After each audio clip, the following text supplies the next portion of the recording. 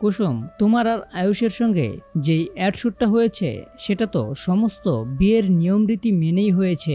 এতে কি তোমার কোনো এফেক্ট পড়েছে?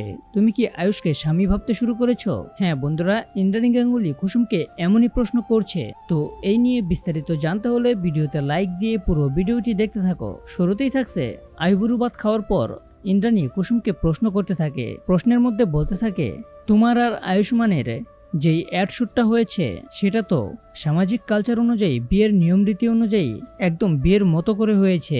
এতে তোমার মনের দিক থেকে কোনো অসুবিধা হয়নি তো?